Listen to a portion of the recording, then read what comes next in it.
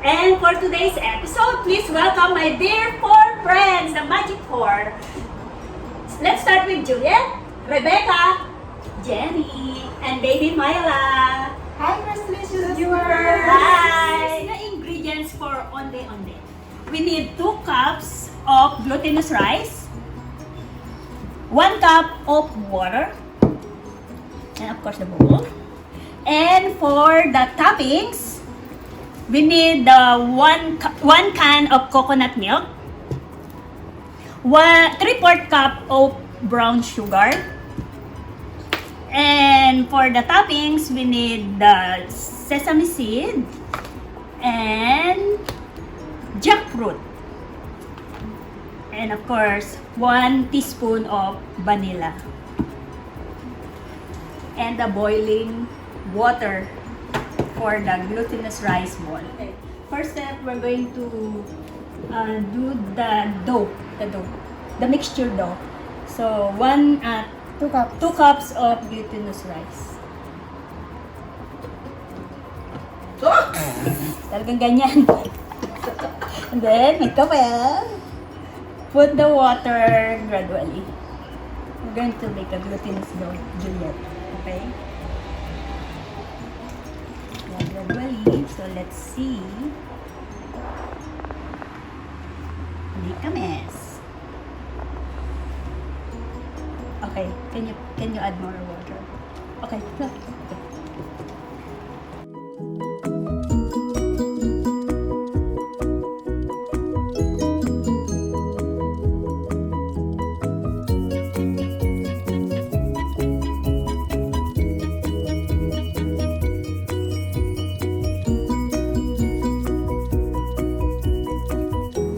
Okay, here's the consistency of the dough that we're looking for. There you go. You see this, Myla? Jenny. Now, after the dough, we're going to scoop out with the ice cream scoop. Because we're going to do the balls, the onde onde balls. Okay. Something like that. And then let's put in here. There you go.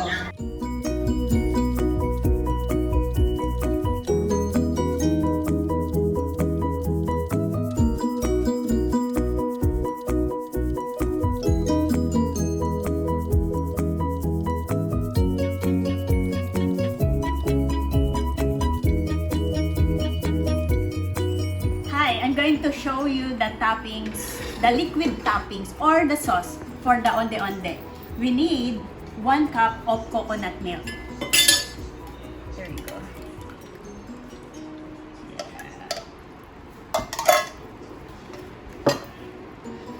Boil it for at least 10 to 12 minutes before adding the sugar. And here's the circle dough ng glutinous rice after boiling. Okay, and now after this, we're going to squeeze and press on the middle, and be sure it's already boiled the water. Yeah, this one, right? Be sure it look like donut. So be sure the water is boiling before you put the glutinous balls. Okay? Oh, nice. Good job. Okay, let's put it now.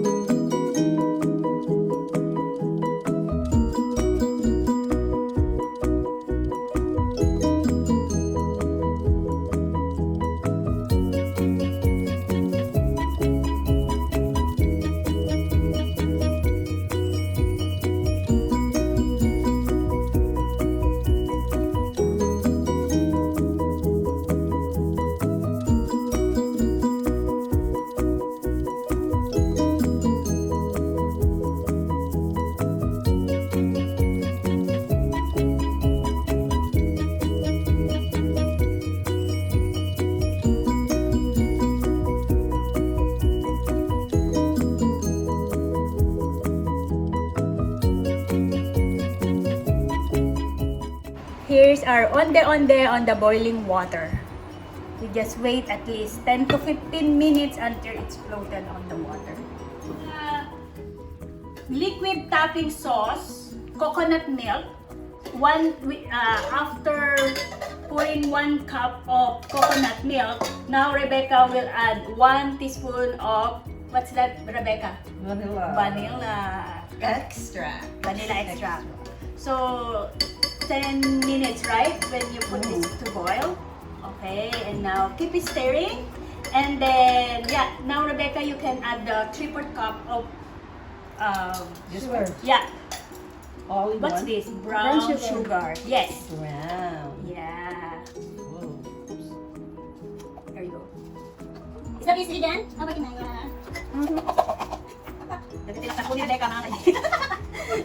You have to finish the... How's your on the palette? How? Okay. Yeah, you're still on boiling water. So while waiting for, oh, look at this. There you go. So you have to melted the brown sugar, and then at least you need to wait 10 to 12 minutes after after adding the brown sugar. And then after that, after 10 to 15 minutes, yeah. Okay, there you go. And now let's add the 1 cup or 1 can of jackfruit. Are we gonna put the sabaw? Yes. Yeah. That's our toppings for onde onde. And then we're almost done. Yeah. After 10 to 12 minutes, eto na siya. Nag-float na siya sa water.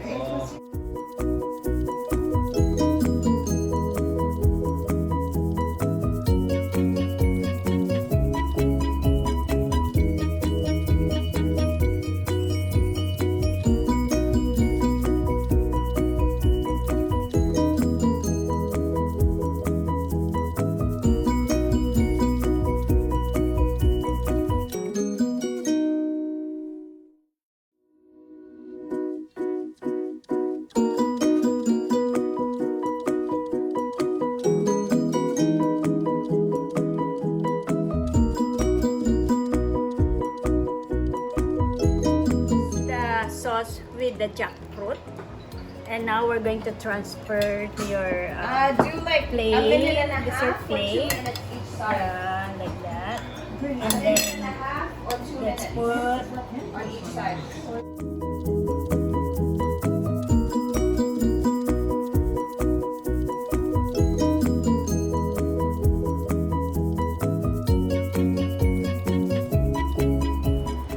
hi.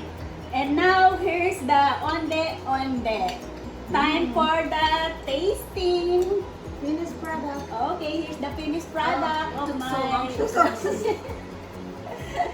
The baby already sleeping. Look Right at now, Maya. ladies, thank you for assisting me, Jenny, Juliet, and Rebecca. No problem. Thank you so much.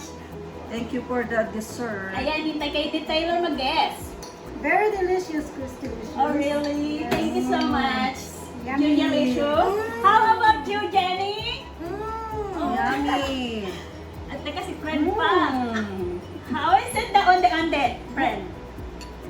It's good, friend? Hindi makapagsalita si Rebecca sa sarap. Kaya try nyo na itong, don't forget to watch this video, subscribe, like, and comment. Thanks, Rob, for the Thank coffee. you. Yeah, it's great for coffee. Yes. This is the Rebecca is a coffee drinker.